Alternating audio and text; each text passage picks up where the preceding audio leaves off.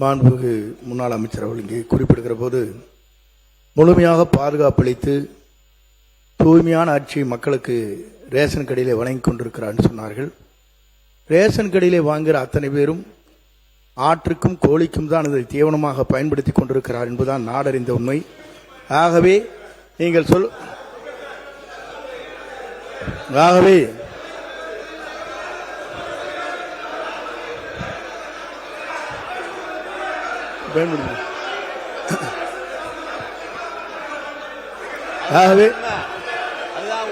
ஆகவேதான்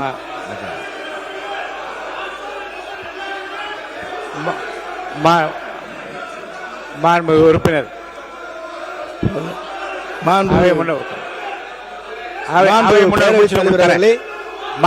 முன்னவர் முடித்தவுடன் உறுப்பினர் கோவி ஸ்ரீன் அவர்கள் பேச அவை முன்னவர் முடிங்க. அவை முன்னவர் முடிங்க. அவை முன்னவர் முடிங்க. உட்காருங்க. அவை முன்னவர் அவை முன்னவர் அவை முன்னவர் நீங்க முடிச்சிட்டீங்களா? முடிங்க முடிங்க. நீங்க முடிங்க. உங்களுக்கு தரேன், வாய்ப்பு தரேன். அவை முன்னவர் பேசி முடித்து உங்களுக்கு வாய்ப்பு தரேன். நீங்க ரெண்டு பேருமே பேசலாம். உட்காருங்க. அவை முன்னவர் பேசி முடித்தவுடன் ரெண்டு பேர் நீங்க கோவி செடியன் நீங்களும் பேசலாம், அவரும் பேசலாம். ரெண்டு பேருக்கும் உட்காருங்க. உட்காருங்க. உட்காருங்க. நீங்க உட்காருங்க. பேரவைத் தலைவர் அவர்களே உட்காருங்க. சொல்லுங்க. நீங்க சொன்னீங்க, அதுக்காக சொல்லியிருக்கேன். அதற்காகத்தான் நம்முடைய முதலமைச்சர் அவர்கள் சன்னரக நெல்லை உற்பத்தி செய்ய வேண்டும் என்பதற்காகத்தான் இந்த தொகையை உயர்த்தி கொடுத்து எதிர்காலத்தில் சன்னரகை தான் இந்த மக்கள் வேண்டும் என்று விரும்புகிறார்கள். அண்டை மாநிலங்களிலிருந்து அந்த அரிசி வருகிறது, பல இடங்களிலிருந்து வாங்கப்படுகிறது. நம்முடைய சன்னரகம் என்பது உற்பத்தி குறைவாக இருக்கிறது என்பதுதான் உண்மை. ஆகவே அதை உற்பத்தி செய்ய வேண்டும் என்ற நோக்கத்தோடு தான் அந்த பணிகளை மேற்கொண்டார்கள். மாண்பு உறுப்பினர் அவர்கள் சொல்லுகிற போது இல்லை அதை மாற்ற ஒரே சொல்லிடுறேன். இல்லை சொல்லிடுறேன். மாண்பு பேரவைத் தலைவர் அவர்களே, நான் சொன்னதில் உங்களுக்கு அதில் இருக்கும். அதை சில பேர் பயன்படுத்துவதில்லை என்பதுதான் உண்மை. ஏனென்று சொன்னால் எம்ஆர்கே பன்னீர்செல்வம் பன்னீர்செல்வம் அவர்கள் எம்ஆர்கே பன்னீர்செல்வம் நீங்க பேசுங்க. பேசுங்க. எம்ஆர்கே பன்னீர்செல்வம் அவர்கள் மட்டும் பேசலாம். உங்களுக்கு துணையாக பின்னர் யாரும் பேச அனுமதிக்கும். திரும்பி பாருங்க, கொஞ்சம் திரும்பி பாருங்க.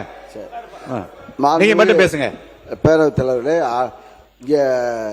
முன்னாள் அமைச்சர் நேரு கூட அந்த ரேஷன் அரிசி தான் சாப்பிட்றேன். ஏன்னா சுகர் கம்மியாகும்ட்டு, அதை சுகரை கம்மியாகும்னு சொல்லி அது மோட்டா அரிசி சாப்பிட்றாரு. அதனால வந்து எல்லாரும் உறுப்பினர் கே நேரு அவர்கள் பேச. மாண்புமிகு பேரவைத் தலைவர்களே, அவை முன்னவர் என்ன அர்த்தத்தில் அப்படி சொல்கிறார்? ஆட்டுக்கு மாட்டுக்கு என்பதெல்லாம் இல்லை. குறிப்பாக உங்களுக்கு அரிசி எப்படி கொடுப்போம் என்று சொன்னால், நானும் இந்த உணவுத்துறை 30 வருடத்துக்கு முன்பு நான் பார்த்தேன். எனவே சொல்வது, கருப்பாக இருக்கிற அரிசியை கடைசி நேரம் வேற வழியே, அப்போதெல்லாம் அரிசி கிடைப்பது கஷ்டம், சென்ட்ரல் போர்ட்ல இருந்து கிடைக்கிறது கஷ்டம். அப்ப அது 1 மாசத்துக்கு 1/2 மாசத்துக்கு கொடுப்பாங்களே தவிர, நம்முடைய மாண்புமிகு உணவுத்துறை அமைச்சர் சக்கரபாணி வந்த பிறகு பாதுகாப்பான குடோன் எந்த காலத்திலும் எந்த உணவு, அவரும் உணவு அமைச்சராக இருந்தாரு, நானும் உணவு அமைச்சராக இருந்தேன். ஆனா அவர் தான் நிறைய கட்டினார். அவருடைய காலத்தில் நம்முடைய தளபதி அவர்கள் அதற்காக நிதி ஒதுக்கி நெல்லை நனையாமல் கொண்டு சென்றது சக்கரபாணி. நம்முடைய நான் சொல்லிடுறேன், நான் ஒரு நிமிஷம் சொல்லிடுறேன், நீ சொல்லு. நம்முடைய அவை முன்னவர் சொல்றார், ஆட்டுக்கு மாட்டுக்கெல்லாம் இல்லை, இன்னைக்கு ரேஷன் அரிசி எல்லா மக்களும் சாப்பிட்றாங்க. நீங்க உனக்கு வச்சீங்க இந்த ரேஷன் அரிசி. காரணம், ரேஷன் அரிசி சாப்பிடுகிற போது அந்த சர்க்கரை அளவு குறைகிற காரணத்தால் எல்லா மக்களும் அதை எடுத்துக்கொண்டிருக்கிறார்கள். நீ எப்படி காலையில் இருந்துச்சோன்னா நெல்லிக்காய் ஜூஸ் குடிப்பான்னு பேட்டி கொடுக்குறியா? அது மாதிரி இன்றைக்கு ரேஷன் அரிசியை எல்லா மக்களும் பயன்படுத்தி கொண்டிருக்கிறார் என்பது உண்மை. உறுப்பினர் அவை முன்னவர் மாண்பு பேரவைத் தலைவர் அவர்களே, சக்கரை நோயை தடுப்பதற்காக இந்த ரேஷன் அரிசி பயன்படுத்து என்று சொன்னால் நீ கஞ்சி வைத்து கொடுப்பதிலே நாங்கள் வாழ்த்துக்கிறோம். மாண்பு உறுப்பினர் ஆர் காமராஜ் அவர்கள் அங்க பேசுறேன். மாண்பு பொதுப்பணித்துறை அமைச்சர் பொதுப்பணித்துறை அமைச்சர் பேசப்படும் பேசுங்க. காமராஜ் உட்காருங்க. மாண்பு பொதுப்பணித்துறை அமைச்சர். மாண்புமிகு பேரவைத் தலைவர்களே, நம்மளுடைய முன்னாள் விவசாயத்துறை அமைச்சர் விவசாயத்துறை மானியத்துக்கு போய் சொன்னாரு, அண்ணன் நேரு கிட்ட வந்து ஆயிரக்கணக்கான விவசாய நிலம் இருக்கு, அவர் அங்கேயே வந்து நெல் எல்லாத்தையும் போட்டு உற்பத்தி பண்ணிக்கிறாருன்னு. ஆனா ஒரு பரம ஏழையா இருக்கக்கூடிய மாதிரி அண்ணன் வந்து ரேஷன் கடையில தான் அரிசி சாப்பிடுறாருன்னு ஒரு தகவல் இன்னைக்குதான் அது தெரியுது. அதனால அதாவது என்னுடைய பதிவு நான் முடிச்சிடுறேன், நீங்க பேசும்போது நான் முடிச்சிடுறேன்.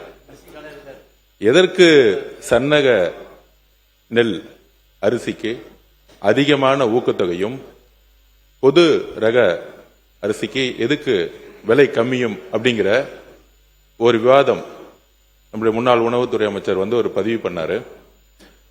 மாண்புமிகு முதலமைச்சர் மூத்த அமைச்சர்களை ஒரு 8 அமைச்சர்களை கூப்பிட்டு விவசாய சங்கங்களை வந்து சந்திக்க சொன்னாரு. நம்முடைய கம்யூனிஸ்ட் தோழர்கள்லாம் இருந்தாங்க. சோ அங்க விவசாய சங்கங்களோட பேசிட்டு இருக்கும் பொழுது அப்போ ஒரு கோரிக்கை கொடுத்தோம். உணவுத்துறையில ரேஷன் சிஸ்டத்துல அரிசியோடைய நான் சிறு வயதிலேயே பிஹெச்ல இருக்கும் பொழுது ரேஷன் கடையில் போய் அரிசி வாங்கி சாப்பிட்ட குடும்பம் தான் என்னோட குடும்பம். அப்ப சாப்பிடும் போதே அரிசியோடைய அளவு வந்து எப்பயுமே பெருசா இருக்கும். அதோடைய கலர் வந்து பாத்தீங்கன்னா நம்மளுடைய எல்லார் வீட்லயும் இப்ப நம்ம சாப்பிடக்கூடிய அரிசி நிறைய பேர் சில சட்டமன்ற உறுப்பினர்கள் ரேஷன் அரிசி சாப்பிடறான்னு சொல்றாங்க. நம்ம அது தனிப்பட்ட இது நான் போல பெரும்பாலும் இங்க இருக்கக்கூடிய சட்டமன்ற உறுப்பினர்கள் தன்னுடைய மனசாட்சிப்படி தெரியும் யாரும் ரேஷன் கடையில இருந்து அரிசி வாங்கி சாப்பிடுறது இல்ல. பெரும்பாலும் நான் இதுதான் உண்மையதான், நாங்கள் உண்மையை பதிவு பண்றோம். இங்க வந்து மக்கள் என்ன நினைக்கிறாங்கிறத உண்மையை நம்ம பதிவு பண்ணணும். இதுல வந்து இந்த ஆட்சி அந்த ஆட்சி போன ஆட்சி 50 வருஷ ஆட்சி பத்தி பதிவு பண்ணல. இன்னைக்கு இருக்க நிலைமை என்னங்கிறத மாண்புமிகு முதலமைச்சருடைய கவனம் போய் சென்ற பிறகு அப்ப விவசாயிகள் சொன்னாங்க, நாங்க வந்து எங்களுடைய பயிரை மாத்தணும்னா நீங்க வந்து சன்ன நகர்களுக்கு வந்து அதிகமான ஊக்கத்தொகை கொடுங்க அப்படின்னு பதிவு பண்ணுவோம். மாண்புமிகு முதலமைச்சர் திருப்பியும் ஒரு விவாதம் நடந்துச்சு. அப்ப மாண்புமிகு முதலமைச்சர் சொன்னாரு, மற்ற ஆட்சிகள்லாம் விட்டுருவோம், நம்ம ஆட்சியில கொடுக்கக்கூடிய அரிசி சன்ன நகர் நெல்லா நம்ம கொடுப்போம், அரிசியா கொடுப்போம் மக்களுக்கு. நம்ம ரேஷன்ல கொடுக்கக்கூடிய அரிசியை அனைத்து ரேஷன் கடையில் வச்சிருக்கக்கூடிய எல்லா மக்களும் முக்கியமாக தாய்மார்கள் வாங்கிட்டு போகக்கூடிய அரிசி அவங்க ஒரு அண்ணனா ஒரு அம்மாவுக்கு ஒரு அரிசி கொடுக்கிற இடத்துல அவர் சொன்னது, நம்ம கொடுக்கிற அரிசி அவங்க வீட்டுல சாப்பிடணும், சாப்பிடக்கூடிய அரிசியா மாத்தணும் சொன்னது எங்களுடைய முதலமைச்சர். இது உண்மை. இதற்குதான் சன்ன நகர் நெல் அரிசிக்கு அதிகமான ஊக்கத்தொகை கொடுத்து டெல்டா மாவட்டங்கள்ல இனிவரும் காலங்கள்ல பொது ரக நெல்லுக்கு பதிலா சன்ன நகர் நெல்லை வந்து பயிரிடணும், அவங்களுக்கு ஒரு ஊக்கம் கொடுக்கணும். அவங்க பயிரிட்டாதான் அதை வந்து நம்ம கரெக்டா வந்து ப்ரொக்யூர் பண்ணி மக்களுக்கு ரேஷன் கடையில கொடுக்க முடியும். ஏன்னா அவங்க அதிகமான வந்து உற்பத்தி வந்து பொது ரகம் பண்ணிட்டாங்கன்னா ரேஷனுக்கு வந்து நம்ம சரியான நெல்லை அரிசியை கொடுக்க முடியலங்கிறதுக்காக தான் சன்ன நெல்லை வந்து உற்பத்தி அதிகப்படுத்துறதுக்கு இதை பதிவு பண்றோம். உண்மையாக சொல்லுகிறோம், தாய்மார்களுடைய வழியிலிருந்து சொல்றோம். இன்றைக்கு அதை மாற்றக்கூடிய ஒரு அரசாக 90% இன்றைக்கு அந்த அரிசியை வாங்கி யாரும் சாப்பிடுறதில்ல, இட்லி மாவு யூஸ் பண்றாங்க. அண்ணன் சொல்ற மாதிரி முன்னாடி நிறைய கடத்தல் நடந்துட்டு இருந்துச்சு, இதெல்லாம் தடுத்து ஆந்திராவுக்கு போயிட்டு இருந்துச்சு, கர்நாடகா போயிட்டு தடுத்து நிப்பாட்டி இன்னைக்கு வரக்கூடிய காலத்துல சன்ன நகர் அரிசியை நெல்லை வாங்கி அதை கரெக்டா ஸ்டோரேஜ்ங்கிறது கிடையாது. இது இந்த அரசு அந்த அரசு சொல்லவல்ல. அதிகமான உற்பத்தி வரும் பொழுது தார்பாயை மூடி அப்படிதான் நம்ம ஸ்டோரேஜ் பண்ணி வச்சிருக்கோம். 30-40% தார்பாய் தான் மூடி வச்சிருக்கோம். அப்ப ஸ்டோரேஜ் உருவாக்கக்கூடிய இடத்துல நம்மளுடைய உணவுத்துறை அமைச்சரும் சரி விவசாயத்துறை அமைச்சரும் சேர்ந்து வந்து தனி திட்டங்களை கொண்டு வந்துட்டு இருக்காரு. ஆனால் 70-80% இன்னைக்கு ஒவ்வொரு வீட்டிலும் தாய்மார்கள் அரசு கொடுக்கக்கூடிய அரிசியை சாப்பிடுறதுங்கிறத உண்மையான சர்வே ரிப்போர்ட். இந்த உண்மையை மாத்துறதுக்காக தான் இந்த சன்ன நகர் நெல்லுக்கான அதிகமான ஊக்கத்தொகையை முதலமைச்சர் அவர்கள் அனௌன்ஸ் பண்ணியிருக்கார். உணவுத்துறை அமைச்சர் ஏதோ சொல்லணும். பேரவைத் தலைவர்களே, நம்ம முன்னாள் அமைச்சர் 2 பேரும் கே நேரு சாரும் இப்படி சொல்லியிருந்தாங்க, எங்கேயுமே எங்கள் ஆட்சிகள் நினைவே இல்லைன்னு. எங்கிட்ட சில ரிப்போர்ட்ஸ் இருக்குது, சில ஃபோட்டோஸ் பேப்பரில் கடந்த 1 ஆண்டு காலமாக அந்த பேப்பர் ரிப்போர்ட்டாக இருக்குது. அதாவது சும்மா ஒரு எக்ஸாம்பிள் மட்டும் சொல்கிறேன். 2025 டிசம்பர் முதல் வாரத்திலேயே மதுராந்தகத்தில் 5000 மூட்டைகள் மழையில் நினைந்தன. அது பேப்பர் ரிப்போர்ட்டில் பேப்பர் பத்திரிகைகள் நிறையா வந்திருக்கு. அதே போல் விருதாச்சலம் பத்திரிகை நேர விவசாயி சொன்ன செய்தி தான், எங்கேருந்து போடலை. விருதாச்சலத்தில் 5000 நெல் மூட்டைகள் அதே பேர் நினைஞ்சிருக்கு. ஜனவரி 2025 அதில் சிவகங்கை மாவட்டத்தில் இளையான்குடி கொள்முதல் தாமதத்தால் விவசாயிகள்லாம் ரோட்டில் வந்து போராடினாங்க. 2026 பிப்ரவரி மாதத்தில் சேத்தியாத்தோப்பில் சுமார் 1 லட்சம் நெல் மூட்டைகள் தேக்கமடைந்து, எங்கேயும் குடோன் இல்லை, ஸ்பேஸ் இல்லை, லாரி இல்லைன்னு சொல்லி தேக்கமடைந்தது. அங்கிருந்து மூவ் பண்ணாங்க. மானாமதுரை அதில் பல ஆயிரம் மூட்டை நெல் மூட்டை நடந்திருக்குன்னு நினைந்திருக்கிறது. அப்போ விவசாயிகள்லாம் போராடி இருக்காங்க. இதெல்லாம் உங்களுக்காக ஒரு ரிப்போர்ட்டாக வச்சிருக்கேன். இதெல்லாம் பத்திரிகையிலையும் வந்திருக்கு. அந்த இடத்துல ஆய்வு பண்ணி அதையும் பண்ணியிருக்காரு. உறுப்பினர் காமராஜ் அப்படி முன்னாள் உணவு அமைச்சர் அவர் பேச வர உங்களுக்கு சொல்றேன். அவர் பேசி இன்னும் அவர் பேச கொடுக்குறேங்க. கண்டிப்பா அவர் பேச கொடுக்குறேன். மான் உறுப்பினர் காமராஜ் அவர் முன்னாள் அமைச்சராக இருந்தவர். அதுல மாண்புமிகு பேரவைத் தலைவர் இல்ல, நானும் இந்த துறையில 9 ஆண்டுகள் உணவுத்துறை அமைச்சராக நான் அம்மா காலத்தில் எடப்பாடி காலத்தில் பணியாற்றி அந்த வாய்ப்பை பெற்றிருக்கிறேன். அந்த அடிப்படையில் அமைச்சர்கள், மூத்த அமைச்சர் செங்கோட்டையன் அவர்கள், அதே போல பொதுப்பணித்துறை அமைச்சர்கள் எல்லாம் இதை பெரும்பாலும் இந்த அரிசியை, ரேஷன் அரிசியை சாப்பிடுவதில்லை, வாங்குவதில்லை என்று சொன்னார்கள். அனைவருக்குமான பொது விநியோக திட்டம் என்பது இந்தியாவிலே தமிழ்நாட்டில் மட்டும்தான். பாக்கி எல்லாருக்கும் டார்கெட்டட் தான். அதாவது ஒரு பகுதியினருக்கு தான் கொடுக்கிறார்கள். அனைவருக்குமான பொது விநியோக திட்டத்தை வழங்குவது நம்ம தமிழ்நாடு மட்டும்தான். அது மிகப்பெரிய திட்டம், இந்த அரிசி வழங்குகிற திட்டம். அதை நம்ம மூத்தவர்கள் கொச்சைப்படுத்த கூடாது. இதுல நான் சொல்லிடுறேங்க. மாண்புமிகு பொதுப்பணித்துறை மாண்புமிகு பேரவைத் தலைவர்களே, நாங்கள் கொச்சைப்படுத்தவில்லை. இந்த அனைத்து திட்டங்களும் எந்த ஆட்சியில் கொண்டு வந்தாலும் அதுல நல்லது இருக்கு. அதை நாங்கள் யாரும் கொச்சைப்படுத்தவில்லை. ஆனால் இன்னைக்கு இருக்கக்கூடிய உண்மையான பிரச்சனைகளை இந்த சபையின் முன்பு பொதுமக்கள், முக்கியமாக தாய்மார்கள் பக்கத்தில் இருக்கக்கூடிய வழிகளை நாங்கள் அதை எக்ஸ்பிளைன் பண்ணிட்டு இருக்கோம். முக்கியமா அதாவது நான் ஒன்னு பதிவு பண்ணிடுறேன். அதாவது இலவச மருத்துவமனை இருக்கு, இலவச கல்விகள் இருக்கு, இலவச அரிசி இருக்கு. ஆனால் இங்க இருக்கக்கூடிய மந்திரிகளோ, இங்க இருக்கக்கூடிய சட்டமன்ற உறுப்பினர்களோ இலவச மருத்துவமனைக்கு போனது கிடையாது, இலவச கல்வி நிலையங்களுக்கு போனது கிடையாது, இலவச அரிசியை நம்ம சாப்பிட்டது கிடையாது. இலவசம் என்பது நம்ம பயன்படுத்துகிற மாதிரி இருக்கணும். எல்லோரும் சமம் நினைக்கக்கூடிய ஒரு அரசா இருக்கு. இது வரைக்கும் எந்த அமைச்சர் போய் ஒரு ஃப்ரீயா இருக்கக்கூடிய ஹாஸ்பிட்டல் போய் படுத்திருக்கிறாரு? உடம்பு சொல்லனா சிங்கப்பூர் போறாங்க, உடம்பு சொல்லனா பிரைவேட் ஹாஸ்பிட்டல் போறாங்க. அப்ப இங்க இலவசம்ங்கிறது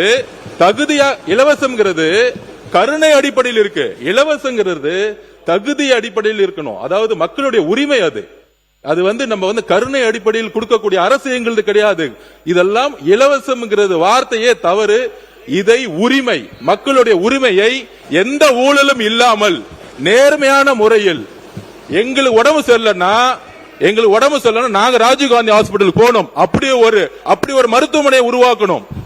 ஒரு எம்எல்ஏ ரேஷன் அரிசி போய் எடுத்து சாப்பிடக்குள்ள ஒரு குவாலிட்டி கொடுக்கணும். அந்த குவாலிட்டியான ஒரு தரத்தை உருவாக்கணுங்கிறத நாங்க பதிவு எடுத்துற, யாரையும் கொச்சைப்படுத்துவது நோக்கம் இல்ல.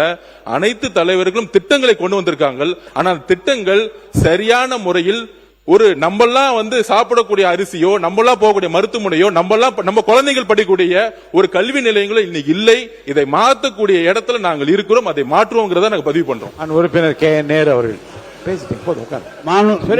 பேரவைத் தலைவர் அவர்களே, பொதுப்பணித்துறை அமைச்சர் அவர்கள் பொதுப்பணித்துறை அமைச்சர் அவர்கள் சொன்னாங்க, சன்னரக அரிசிக்கு கூடுதலான விலை கொடுத்து விவசாயிகளை சன்னரகத்தை உற்பத்தி செய்து மக்களுக்கு சன்னரகமாக கொண்டு சேர்ப்பதுதான் எங்களுடைய அரசு சொன்னார். நாம செய்ய முடியாது. சன்னரகம்லாம் குறுவை, தாளடி, நவரைப்பட்டம் என்று 3 பட்டங்கள் விளைகிறது. 3 பட்டங்களிலே குறுவையில் விளைகிறது மொத்தமான அரிசி தான் விளையும். அதாவது 7-31, 46, AST 16. ஆந்திரா பொன்னி போன்ற ரகங்கள், AST 16 போன்ற ரகங்கள் இது புதிதாக கண்டுபிடிக்கிற தமிழ்நாடு அரசு, அது சன்னரகம். அந்த தமிழ்நாடு அரசின் சார்பாக அறிவிக்கப்பட்ட அரிசி அளவு அதிகமாக கிடைப்பதில்லை. ஆந்திரா பொன்னி மட்டும்தான் அதிகமாக கிடைக்கும். எனவே சன்னரகம் தாளடி பட்டத்தில் மட்டும்தான் உருவாகும். நவரை பட்டத்தில் தாளடி சன்னரகம் போட்டால் விளைச்சல் அதிகமாக வராது, விவசாயிக்கு லாபம் வராது. எனவே சன்னரகம் என்பது ஒரு பட்டத்தில் தான் வர முடியும். நீங்கள் நினைப்பதை போல வெளியிலிருந்து வேணா வாங்கலாம், நீங்க சன்னரகத்தை வாங்கி வேணா கொடுக்கலாமே தவிர விளைவிக்க முடியாது. இதுதான் அரசியல். நம்முடைய பொதுப்பணித்துறை அமைச்சர் சொன்னார், ஆயிரக்கணக்கான ஏக்கர் நிலம் வச்சிருக்காங்க. எவ்வளவு நிலம் இருந்தாலும் சாப்பிட்றது தான் சாப்பிட முடியும். சர்க்கரை நோய் வந்தவங்க அந்த ரேஷன் அரிசி சாப்பிட்டாதான் அது குறையுங்கிற டாக்டருடைய அட்வைஸில் தான் அந்த அரிசி சாப்பிட்டு இருக்கிறோமே தவிர இதுதான் உண்மை. இதை உங்களுக்கு விளக்கமாக சொல்கிறேன். ஏதோ நாங்கள் உற்பத்தி பண்ணி உங்களை மாதிரி இருக்கிறவர்களுக்கு அதை நான் கொடுப்பதற்காக தான் உற்பத்தி செய்து கொண்டிருக்கிறோம். மாண்பு உறுப்பினர் காமராஜ் முடிங்க முடிங்க. மாண்பு மாண்புமிகு காமராஜ் பேரவைத் மாண்பு தலைவர் உறுப்பினர் காமராஜ் மாண்புமிகு பேரவைத் தலைவர் உட்காருங்க. மாண்புமிகு பேரவைத் தலைவர் அதாவது இந்த அரிசி வழங்குகிற திட்டத்தை இலவச அரிசி என்று சொல்லக்கூடாது, விலையில்லாத அரிசி என்று சொன்ன தலைவர் மாண்புமிகு புரட்சித் தலைவி அம்மா அவர்கள் 1,84,00,000 பேருக்கு தமிழ்நாடு முழுவதும் விலையில்லாத அரிசியை அறிமுகப்படுத்தினார்கள். அது இன்றைக்கு 2,20,00,000 கார்டு வரைக்கும் விலையில்லாத அரிசி போயிட்டு இருக்கு. இன்றைக்கு இருக்கிற விலைவாசி ஏற்றத்தில் அரிசி விலை உயர்ந்திருக்கிற இந்த சூழலில் மொத்தமாக இன்றைக்கு இந்த அரிசியை அத்தனை பேர் சாப்பிடுகிறார்கள் என்பதை இந்த அவைக்கு நான் பதிவைக்க விரும்புகிறேன். மாண்பு உணவுத்துறை அமைச்சர் முடிச்சிடலாம் இதை. மாண்புமிகு பேரவைத் தலைவர்களே, சரி மாண்பு சொல்லுங்க முடிங்க. அமைச்சர் முன்னாள் நம்ம நேரு சாருக்காக சொல்ல வரேன். என்ன இதுவரைக்கும் செப்டம்பர் 2025 ஆகஸ்ட் 2020 இன்று வரை ப்ரொக்யூர் பண்ண நெல் கிட்டத்தட்ட 64,52,401 மெட்ரிக் டன் நம்ம ப்ரொக்யூர் பண்ணியிருக்கோம் விவசாயிட்டு. அது ஸ்பெசிஃபிக்கா சன்ன ரகம் கிரேட் ஏ அதை நிறைய விவசாயி பண்றாங்க. கிட்டத்தட்ட இன்று வரை 38,29,616 மெட்ரிக் டன் ப்ரொக்யூர் பண்ணியிருக்கோம். அதே காமன் நீங்க சொல்ற மோட்டார் ரகம் காமன் வெரைட்டி 26,22,750 மெட்ரிக் டன் தான் வாங்கியிருக்கோம். இன்னைக்கு விவசாயிகளே அதிகப்படியான நெல் நம்ம ஏன் அது விலை அதிகமாக கொடுத்துருக்கோம் காரணமே கூட எல்லா விவசாயிகளும் ரெக்வஸ்ட் பண்ணதே எல்லாமே இந்த மோட்டார் ரகங்களை அதிகப்படியாக எங்களுக்கு விளைவிக்க முடியல, எங்கள் சன்ன ரகமாக இருந்தால் மக்களுக்கு கொடுக்க முடியுங்கிறதுனால கிட்டத்தட்ட காமன் 26 லட்சம் இருந்தது இந்த வருடங்கள். அதே காமன் வெறும் 38 லட்சம், கிட்டத்தட்ட 12 லட்சம் அதிகமாக இருக்கு. இல்லைங்கிறோம். இதில் காமன் வெரைட்டியை விட மோட்டார் நம்ம கிரேட் ஏ 38 லட்சம் ப்ரொக்யூர் பண்ணிட்டு இருக்கோம். இனி வருங்காலங்களில் காமன் வெரைட்டியை விட்டுட்டு கிரேட் ஏக்கு அதிகப்படியான முக்கியத்துவம் கொடுத்து பிரைஸ் அதிகமாக கொடுத்துருக்காங்க. மாண்பு உறுப்பினர் ஏவா வேலு அவர்கள்.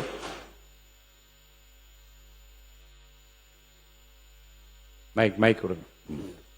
மாண்புமிகு பேரவைத் தலைவர்களே, நானும் 5 ஆண்டு காலம் கூட்டுறவு உணவுத்துறை அமைச்சராக இருந்து பணியாற்றிய காரணத்தான் ஒரு விளக்கத்தை சொல்ல வேண்டிய நிலைமை இருக்குது.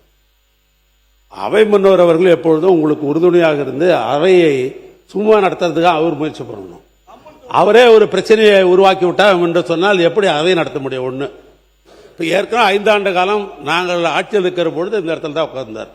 என்னைக்காவது ஒரு நாளாவது இந்த பொது விநியோக திட்டத்தில் உங்கள் ஆட்சியில் அரிசி சரின்னு எங்கேயாவது ஒரு நாளாவது கேள்வி கேட்டிருப்பாரா? அதுவும் இல்லை. ஏதோ ஏன் சொல்றாருன்னு சொல்றேன். கழக ஆட்சியை பொறுத்தளவிற்கு பொது விநியோக திட்டம் சிறப்பாக இருப்பது என்று பத்திரிகை இல்லை, இந்தியன் பத்திரிகையும் ஹிந்து பத்திரிகையும் டைம்ஸ் ஆஃப் இந்தியா பத்திரிகையும் ஆர்டிகல் எழுதாங்க. என்ன தெரியுங்களா? கழக ஆட்சியில பொது விநியோக திட்டம் மிக சிறப்பாக இருக்கு என்று சொல்லி தன்வீர் பண்டாரி, தீபக் உச்சநீதிமன்ற நீதிபதிகள் பாராட்டி அந்த செய்தி வந்தது. ஒன்று. இது மெத்தேட் எப்படின்னு கேட்டீங்கன்னா, பொதுவாக ரேஷன் கடைக்கு வருகிற அரிசி எப்படி கேட்டா தமிழ்நாட்டில் நம்ம நெல்லை நம்ம பர்ச்சேஸ் பண்றோம். அந்த நெல்லை பர்ச்சேஸ் பண்றதை அரிசி ஆக்கி அது ஈடு செய்து விட்டு எஞ்சி இருக்கிற அரிசி எங்கிருந்து கொடுக்கறாங்கன்னா மத்திய அரசாங்க தொகுப்பத்திலிருந்து அரிசி தராங்க. அது சத்தீஸ்கர்ல இருந்து வரும், பஞ்சாப்ல இருந்து வரும், ஆந்திராவில இருந்து வரும். ஒரு முறை நம்ம அவை முன்னவர் சொன்னதை போல அரிசி பழுப்பு நிறத்தில் இருந்தது. அது சத்தீஸ்கர்ல இருந்து வர்ற அரிசி. ரேஷன் கடையில் இதை பத்தி ஒரு செய்தி வந்த உடனே முதலமைச்சர் என்ன சொன்னார்னா, ரேஷன் அப்படி ஒரு செய்தி வந்திருக்கிறது, நாளைக்கே அதெல்லாம் வித்ட்ரா பண்ணுங்கன்னாரு. என்ன விஷயம்? இது சத்தீஸ்கர்ல வந்த அரிசி அப்படின்னு உடனே மத்திய தொகுப்பில் இருக்கிற உணவுத்துறையை சந்தித்து, உணவு அமைச்சரவை சந்தித்து, எங்களுக்கு இனிமேல் சத்தீஸ்கர் அரிசி தேவையில்லை, பஞ்சாப் அரிசியும் ஆந்திரா அரிசியும் தான் வர வேண்டும் என்று ஆணை பெற்று அதுக்கு பின்னால் தொடர்ந்து அரிசி கொடுக்கப்பட்டது. இதுதான் உண்மையான வரலாறு. இதுதான் உண்மையான வரலாறு. அடுத்து எங்களுடைய அண்ணர் மு க ஸ்டாலின் நம்முடைய உணவுத்துறை அமைச்சர் சக்கரவாணிக்கு ஒரு ஆர்டர் போட்டு, நீங்க உள்ளூர்ல அரிசி நெல் பர்ச்சேஸ் பண்றீங்க, நாம இது ஈடு செய்தாதான் மீதி அரிசி தருவாங்க. இந்த அரிசி எப்படி இருக்கும்னு கேட்டா, தமிழ்நாட்டில் உற்பத்தி பண்ற அரிசி கொஞ்சம் கலர் கம்மியாக தான் இருக்கும், என்ன மாதிரி கொஞ்சம் கருப்பா இருக்கும், உங்களை மாதிரி சகப்பா இருக்காது. அதனால அதுக்கு என்ன ஆர்டர் போட்டார் தெரியுங்களா? வெளிநாட்டு ஜெர்மனா இருக்கலாம், இல்லை உள்நாட்டில் இருக்கலாம், கலர் சாற்றை ஒன்னொன்னு நீங்க வாங்கி ஒரு மில்லுலையும் வச்சு அதை வெளுமையாக்கணும்னு சொன்னாங்க. இவ்வளவு நடந்திருக்குது. ஆனா நீங்க போய் ஒரு சீனியர் சட்டமன்ற உறுப்பினர் அவை முன்னவர் கொச்சைப்படுத்தலாமா? ஏழைகள் வாங்கி சாப்பிடுகிற அரிசியை அது ஆடு மாடு தான் தின்றாங்கன்னு சொன்னீங்கன்னா அதுக்கு என்ன பேரு? அவை முன்னவர். மாண்பு பேரவைத் தலைவர் அவர்களே, நான் குறிப்பிட்டது ஒன்றுதான். நீங்கள் ரேஷன் அரிசி என்பது ஒரு வரலாற்றில் இடம்பெற்ற ஒன்றுதான். இல்லை என்று நான் மறுக்கவில்லை. ஆனால் ரேஷன் அரிசி எல்லோரும் பெற வேண்டும் என்பதுதான் அரசுடைய நோக்கம். அதிலே அங்கே இருக்கிற சாதாரண அரிசி என்பது மக்கள் பெரும்பாலாக பயன்படுத்தவில்லை என்பதுதான் உண்மை நிலை.